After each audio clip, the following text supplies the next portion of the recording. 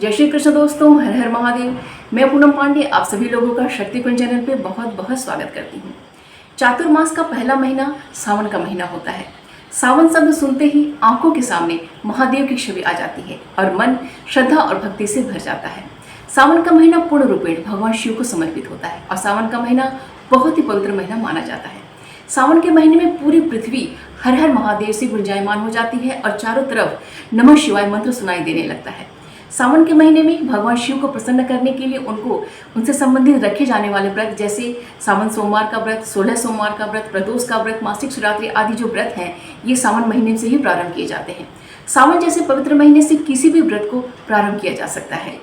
सावन महीने में पड़ने वाले सभी सोमवार का व्रत बहुत ही ज़्यादा शुभ और कल्याणकारी होता है, जिसे सावन सोमवार व्रत के नाम से जाना जाता है। सावन के महीने में पड़ने वाले सभी सोमवार का तो महत्व होता ही है, साथ ही साथ इस महीने में पड़ने वाले सभी मंगलवार का भी बहुत ही ज़्यादा महत्व होता है, वो बहुत ही ज़्यादा शुभकारी होता है। सावन महीने में पड़ने वाले सभी मंगलवार को मंगला गौरी का व्रत किया जाता है, जो कि माता पार्वती को समर्पित है। सावन का महीना भगवान शिव और माता पार्वती को अत्यंत ही प्रिय है। ऐसी मान्यता है कि सावन के महीने में भगवान शिव और माता पार्वती पृथ्वी पर विचरण करते हैं और ऐसे में हम जो भी भगवान शिव और माता पार्वती के निमित्त पूजा पाठ करते हैं, धार्मिक अनुष्ठान करते हैं, मंत्र जाप करते हैं, स्तोत्रों का पाठ करते हैं, उसका हमें विशेष फल प्राप्त होता है। 2024 का सावन बहुत ही ज़्यादा शुभ और बहुत ही ज़्यादा कल्याणकारी होने वाला है, क्योंकि इस साल हमें 5 सोमवार की प्राप्ति हो रही है और सोमवार का दिन भगवान शिव को समर्पित माना जाता है। अधिकांशतः सावन में 4 सोमवार की प्राप्ति होती है, लेकिन जिस साल 5 सोमवार की प्राप्ति होती है तो उस साल का सावन विशेष फल देने वाला होता है। तो इस साल 2024 में हमें 5 सोमवार की प्राप्ति हो रही है। इस साल के जो सावन है उसकी एक विशेषता और है कि इस साल का सावन जो है वो सोमवार से ही प्रारंभ हो रहा है और सोमवार पे ही समाप्त हो रहा है। और इसके साथ ही साथ इस साल 2024 का जो सावन है वो सर्वार्थ सिद्धि युग में प्रारंभ हो रहा है, आयुष्मान युग में प्रारंभ हो रहा है और प्रीति युग में प्रारंभ हो रहा है। तो इन योगों में हम जो भी व्रत का संकल्प लेते हैं, जो भी मंत्र जाप का, पूजा पाठ, स्तोत्र का जो हम संकल्प लेते हैं, वो हमारा पूजा अवश्य ही सफल होता है, अवश्य ही सिद्ध होता है और उसका विशेष फल हमें प्राप्त होता है। तो इस साल का सावन विशेष फलदायक, विशेष पुण्यों को देने वाला और विशेष कल्याणकारी होने वाला है। सावन का महीना सावन की प्रतिपदा तिथि से प्रारंभ होता है। तो इस साल 2024 में सावन प्रतिपदा तिथि 22 जुलाई दिन सोमवार को प्राप्त हो रही है। तो हमारा जो सावन का महीना है वो 22 जुलाई दिन सोमवार से प्रारंभ हो रहा है और सावन का जो समापन होता है वो सावन महीने की पूर्णिमा तिथि को होता है। तो इस साल 2024 में सावन पूर्णिमा की तिथि हमें 19 अगस्त दिन सोमवार को प्राप्त हो रही है। तो 19 अगस्त दिन सोमवार को सावन समाप्त हो रहा है। तो इस प्रकार हम देख रहे हैं कि हमारा सावन का महीना जो है वो 22 जुलाई दिन सोमवार से प्रारंभ हो रहा है और 19 अगस्त दिन सोमवार को सावन का महीना समाप्त हो रहा है। तो इस साल हमें 5 सावन सोमवार प्राप्त हो रहा है। तो आइए देखते हैं कि किन किन तारीखों पे हमें ये 5 जो सावन के सोमवार हैं वो हमें प्राप्त हो रहे हैं। तो जो पहला सावन का सोमवार है वो 22 जुलाई को प्राप्त हो रहा है। दूसरा सावन का सोमवार जो है वो 29 जुलाई को प्राप्त हो रहा है। तीसरा सावन का जो सोमवार है वो 5 अगस्त को प्राप्त हो रहा है।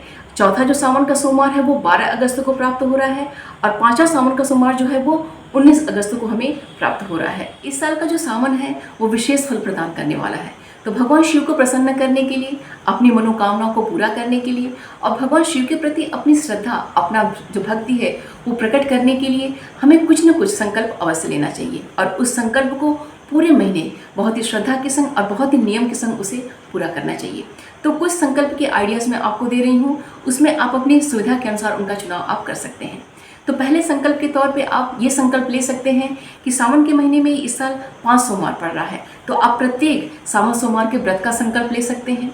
इसके अलावा फिर आप प्रतिदिन या फिर प्रत्येक सोमवार को भगवान शिव का गंगा जल से या फिर शुद्ध जल से अभिषेक करने का संकल्प ले सकते हैं। भगवान शिव के मंदिर में जाके गाय के घी का दीपक या फिर देसी घी का दीपक प्रज्वलित करने का संकल्प आप ले सकते हैं।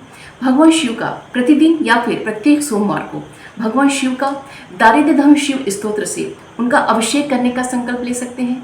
दारिद्र्य धन शिव स्तोत्र से जो भगवान शिव का आप अभिषेक करेंगे तो इस स्तोत्र की पाठ की संख्या कितनी रहेगी वो आपके समय के ऊपर निर्भर करता है। तो लेकिन संकल्प वही लीजिएगा जो कि बहुत ही सुगमता के संग बहुत ही आसानी से आप पूरा कर सकिए। तो ये जो संकल्प है ये भी बहुत ही ज़्यादा प्रभावशाली है कि दारिद्र्य धन शिव स्तोत्र से भगवान शिव का अभिषेक किया जाए।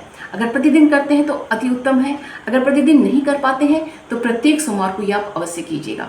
इसके अलावा आप प्रतिदिन अगर करते हैं तो अति उत्तम होगा, लेकिन अगर प्रतिदिन नहीं कर पाते हैं तो प्रत्येक सोमवार को तो अवश्य ही कीजिएगा कि 3, 5, 7, 9 या फिर इससे ज़्यादा बेलपत्र पे राम नाम लिख के भगवान शिव को अर्पित करना। भगवान शिव राम जी के परम भक्त हैं, वो हमेशा राम के ध्यान में मग्न रहते हैं।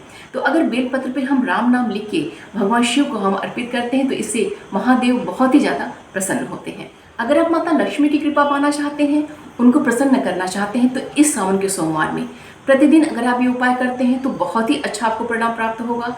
लेकिन अगर प्रतिदिन आप नहीं कर पाते हैं तो प्रत्येक सोमवार को इसको आप अवश्य कीजिएगा।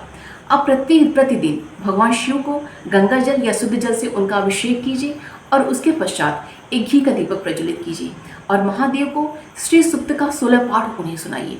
तो जब महादेव को आप 16 श्री सूक्त का पाठ उन्हें आप सुनाते हैं तो इससे महादेव की तो कृपा प्राप्त होती है, साथ ही साथ लक्ष्मी माता की भी विशेष कृपा प्राप्त होती है। ये जो उपाय है बहुत ही चमत्कारिक उपाय है, इसे आप अवश्य उसका प्रयोग कीजिए अगर लक्ष्मी की विशेष कृपा आप प्राप्त करना चाहते हैं। और अंत में जब सावन समाप्त होता है तो इसका जो परिणाम आपको प्राप्त होगा तो कमेंट बॉक्स में मुझे आप अवश्य बताइएगा।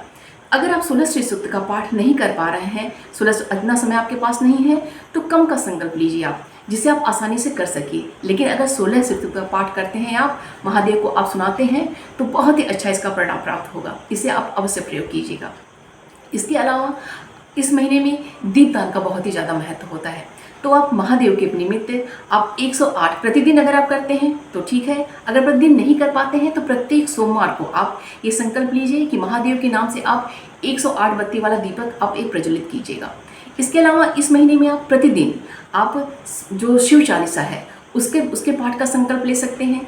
अपने समय के अनुसार आप 3 का, 5 का, 7 का, 9 का, 11 का, जितना आपके पास समय है उसके अनुसार, क्योंकि इससे आपकी जो चालीसा है वो सिद्ध होगी, उसका भी संकल्प आप ले सकते हैं।